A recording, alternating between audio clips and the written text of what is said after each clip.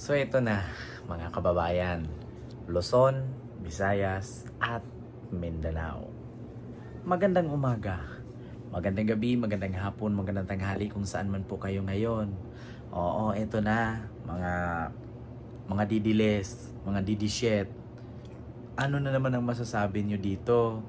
Harry Roque, namimeke ng dokumento, tumakas ng Pilipinas dahil sangkot sa pogo at hindi maipaliwanag na mga kayamanan, pera na milyon-milyon na walang dokumentong maispasa sa Kongreso, kaya ito'y naikontempt, tumakas.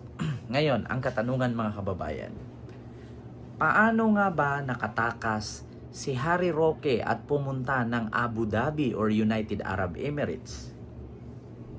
Nawala naman itong record sa Bureau of wala naman itong record sa Immigration, Bureau of Immigration. And paano nangyari yon na nakalusot ito? So posible nga ba na meron na namang kinalaman si Sara Duterte dito? Isa si Sara Duterte sa nagpatakas? Bisto ka na ngayon. So according dito sa ating nakalap na article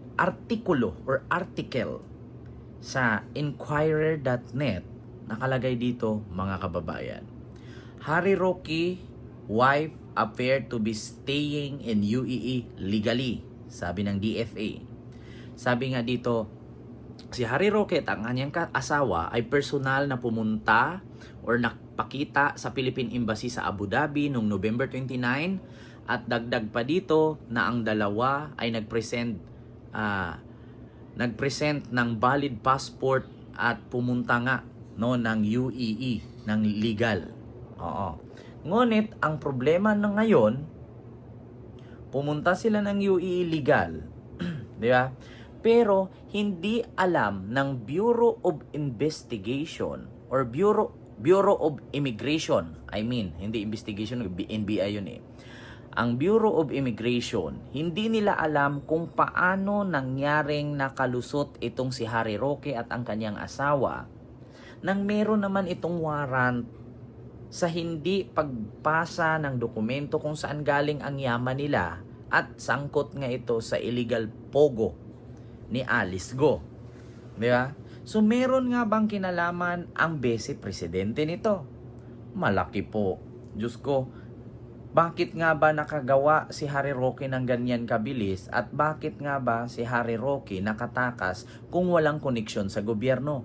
Alam naman po natin mga kababayan, mga Marcos loyalist at mga DD shit na si Harry Roque po ay malapit sa Vice Presidente at sa mga Duterte. So malamang sa malamang ang nagpatakas kay Harry Roque ay yung mga kaibigan niyang nasa power.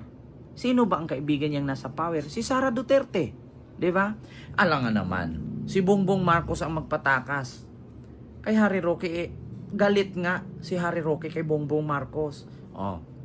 Ayun mga DDS, sasabihin nyo na naman, si Lisa Marcos na naman nagpatakas. Sino ba ang kaibigan ni Harry Roque at ng kanyang asawang si Myla Roque? Di ba si Sara Duterte lang naman? So may possibility na humingi ng tulong si Harry Roque at ang kanyang asawa kay Sara Duterte para makalabas ito sa bansa ng walang kahirap-hirap. At mismo nga ang Bureau of Immigration walang kopya o walang dokumento na nakuha na nakalabas na pala itong mag-asawa. Ang problema dito, sabi nga ng NBI ni Joel Anthony Biado or ng Bureau of Immigration, said that verification with the record show that Roque has no recent attempt to depart the country via formal channel. So, wala daw papel or dokumento na naipakita si Harry Roque na pumunta daw sila sa ibang bansa sa formal na pagsumite ng dokumento. Sabi pa nga dito, legal. And his legal team is already studying, sabi dito ang Bureau of Immigration, at ang team ay already studying and filing more cases against Roque, 'di ba? Sa pag-travel nilang illegal papuntang UAE. Ayun, Roque has an outstanding arrest order or arrest warrant from the House of Representatives after being cited for contempt and order detained due to his failure to submit documents, 'di ba, that would justify the alleged sudden increase in his wealth. So saan ang galing ang pera ni Harry Roque? No, na hindi niya maisumite ang mga dokumento. At sabi pa nga dito ng Bureau of Investigation or Bureau of Immigration, investigation, bakit ba investigation? Sabi pa nga nila dito, no, according sa DFA, si Roque at saka ang kanyang asawa pumunta ng consular, particular notarial service, adding to this, do not require prior appointment. Ang sabi pa nga dito, ng DFA, statement came after the Bureau of Immigration pronouncement that Roque likely left the country through illegal means. So, ibig sabihin, gumamit ng peking dokumento or alias itong mag-asawa kaya nakalabas sa Pilipinas para tumakas sa kanilang arrest order or arrest warrant sa hindi masagot-sagot at pagsumite ng dokumento kung saan galing ang kanilang milyon-milyon na pera na wala naman silang trabaho dalawa kasi tapos na ang termino ni Digong at wala na ring trabaho si Harry Roque na pagiging spokesperson. So saan nila kinuha ang kanilang pera na wala naman silang trabaho? Pangalawa, meron silang negosyo na sangkot sa Pogo. 'Di ba? So ang tanong ngayon, saan nga ba si Harry Roque hihingi ng tulong para makatakas sa Pilipinas? Malamang sa malamang, alam naman po natin na si Harry Roque ay malapit na kaibigan ni Sara Duterte at ng mga Duterte. So sino po ba si Sara Duterte? Siya po ang pangalawang pinaka-powerful na tao sa Pilipinas kasi siya po ang Vice President in the Republic of the Philippines. Yun nga lang, walang kwenta kasi wala namang ginawa. Pero ang problema lang, pagdating sa katarantaduhan, meron siyang nagagawa. Isa na siguro dito yung pagtulong sa pagtakas ni Harry Roque at ng asawa ni Harry Roque na si Myla Roque at manatiling magtago ngayon sa United Arab Emirates or sa madaling salita sa Abu Dhabi. Oo. So, Maala Tebes pala. Si Tebes, kung naalala ninyo, nung tumakas sa Pilipinas, pumunta ng Timor-Leste. Di ba? Timor-Leste.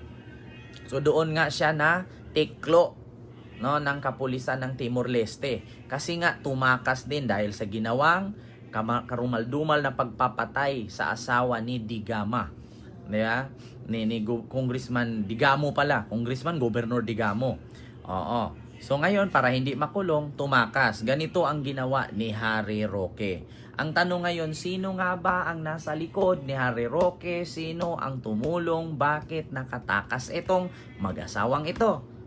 Posible nga ba na si Sara Duterte ang tumulong sa kanila?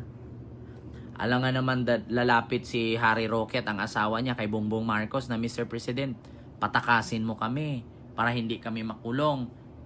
Programa nga ni Bongbong Marcos yan na lahat ng kurap, lahat ng kawatan, lahat ng sinungaling sa Pilipinas ipadampot, ipakulong at ipatiklo. Di ba?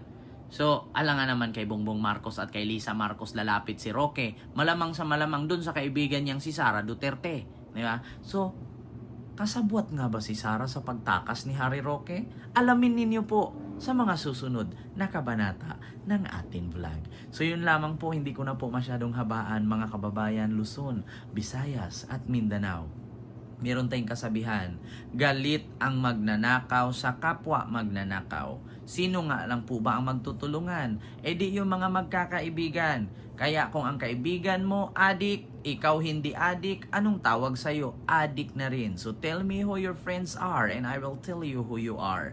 Katulad lang kay Digong, kaibigan Ripis, human trafficker na si Kibuloy. So anong tawag nyo kay Digong? Wala silang pinagkaiba. And I thank you, God first.